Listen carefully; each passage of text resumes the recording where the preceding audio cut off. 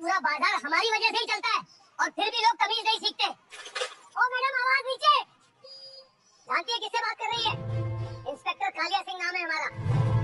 यहाँ की हवा भी हमसे पूछ के चलती है और तू हमें कायदा सिखा रही है। कानून की वर्दी पहनी है आपने, गुंडों की नहीं। गलती आपकी थी, माफी आपको मांगनी चाहिए। माफी? मैं कालिया सिंह माफी मांगेगा? बहुत गर्मी है ना तेरे अंदर, आज सारी गर्मी निकालता हूँ। कालिया ने हाथ बढ़ाया, लेकिन अवनी ने पलक झपकते ही उसका हाथ मरोड़ दिया। तभी अवनी को याद आया, माँ घर पर माँ अकेली है। अगर यहाँ झगड़ा बढ़ा तो वह थाने के चक्कर में फंस जाएगी और माँ की देखभाल कौन करेगा? वैसे भी सिविल ड्रेस में किसी पुलिस वाले पर हाथ उठाना कानूनन गलत हो जाएगा, चाहे वह पुलिस वाला गलत ही क्यों ना हो। उसने कालिया का हाथ छोड़ दिया। कालिया सिंह, जो अब अपने गुर्गों और पब्लिक के सामने बेइज्जत महसूस कर रहा था, पागल हो गया। वो गुस्से में बोला, तूने पुलिस पर हाथ उठाया, अब देख तेरा क्या हाल करता हूँ। उसने अपनी लाठी निकाली और अवनी की तरफ बढ़ाया। आज तुझे बाजार के बीच में नाक रगड़वाऊंगा। चल माफी मांग। अभी के अभी बाजार के लोग मोबाइल निकालकर वीडियो बनाने लगे। कोई मदद को आगे नहीं आया। सबको कालिया से डर लगता था। अवनी ने चारों तरफ देखा, सब तमाशबीन थे। उसने सोचा, अगर मैं इससे अभी लड़ी तो यह मुझे झूठे केस में अंदर कर देगा, मेरी छुट्टी खराब होगी और माँ का इलाज रुक जाएगा। मुझे दिमाग से काम लेना होगा। कालिया चिल्लाया, सुना नहीं, घुटने पर बैठ और माफी मांग, वरना तेरी स्कूटी जब्त और तुझे अभी जीप में डालकर ले जाऊंगा। फिर थाने में जो होगा वो तू सोच भी नहीं सकती। अवनी की मुट्ठियां भींच गईं। उसकी रगों में फौजी खून खौल रहा था।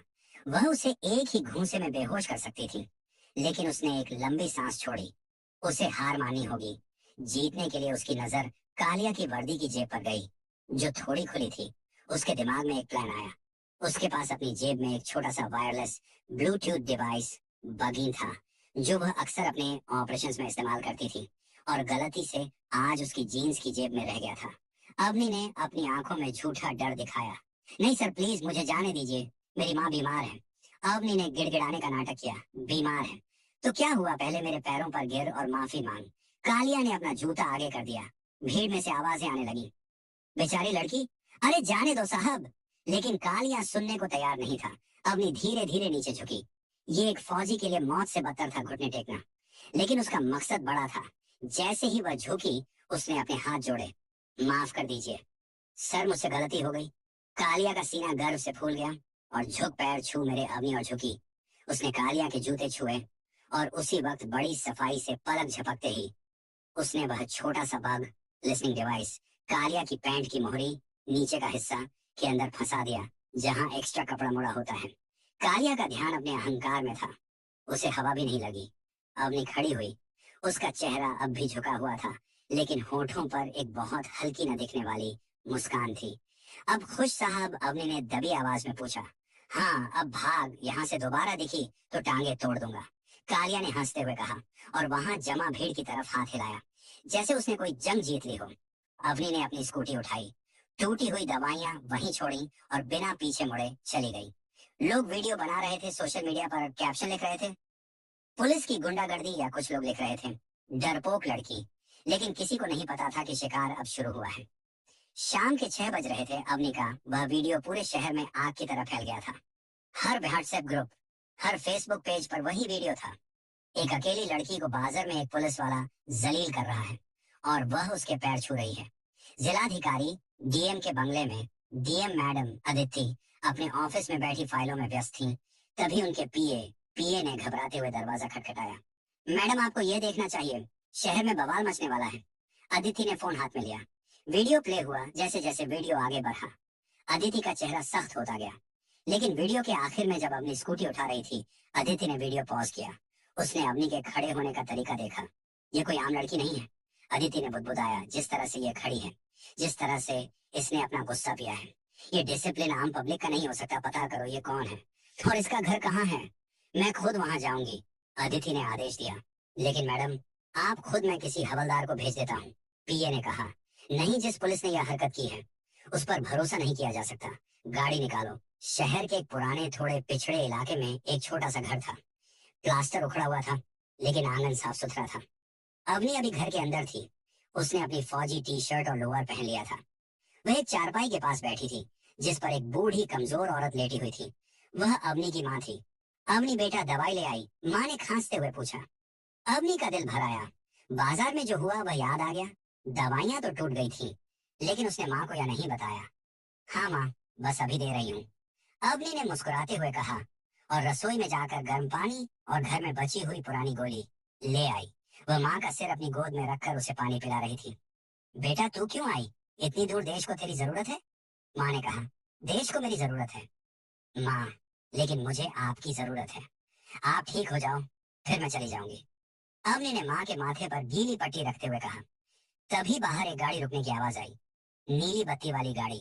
अवनी चौंक गई। क्या वह कालिया सिंह फिर आ गया? क्या वह घर तक आ पहुंचा? उसने पास ही रखी एक लोहे की रॉड को अपनी नजर में रखा और बाहर निकली। लेकिन बाहर पुलिस की जीप नहीं, डीएम की सफेद एम्बेसडर कार थी। गाड़ी से एक तेज तर्रार महिला उतरी। डीएम अदिति अवनी ने उन्हें देखा। वह समझ गई कि यह प्रशासन से है।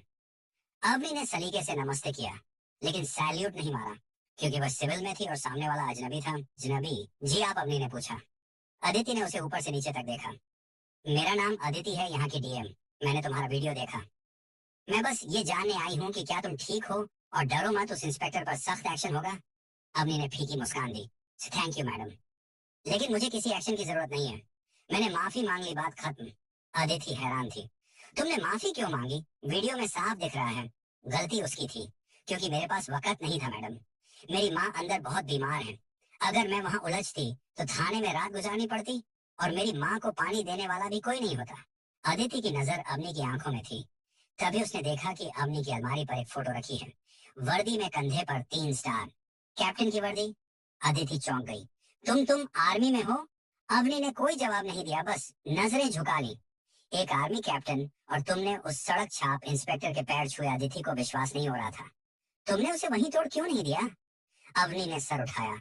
उसकी आंखों में अब वह आग थी जो बाजार में छिपी थी। मैडम, फौजी को सिखाया जाता है कि दुश्मन को तब मारो जब वह बेफिक्र हो। अगर मैं वहां मारती तो वो सिर्फ एक झगड़ा होता। अब जो होगा वो न्याय होगा। मतलब? अदिति ने पूछा।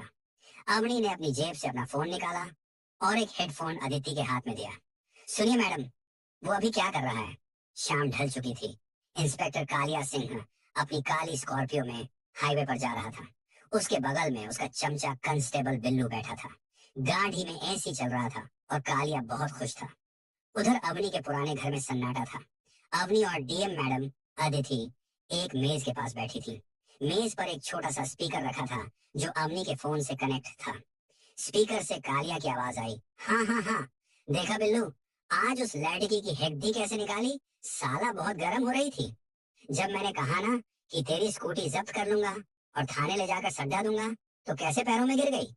बस यही डर मुझे पसंद है, बिल्लू ने बोला। सही कहा बॉस, लेकिन वो लड़ी इसकी थोड़ी पढ़ी लिखी लग रही थी। कहीं कोई कंप्लेंट ना कर दे। कालिया जोर से हंसा। कंप्लेंट? अरे पागल है क्या? इस शहर का कानून मेरी जेब में है। जो भी मेरे खिलाफ बोलता है, मैं उसकी गाड़ी में गांजा ड्रग्स रखवा देता हूँ, या उस पर चोरी का झूठा केस लगा देता हूँ। बेचारे कोर्ट कचहरी के चक्कर काटते रह जाते हैं। वर्दी अपनी है, डंडा अपना है। कौन क्या उखाड़ डालेगा अवनी के घर में? डीएम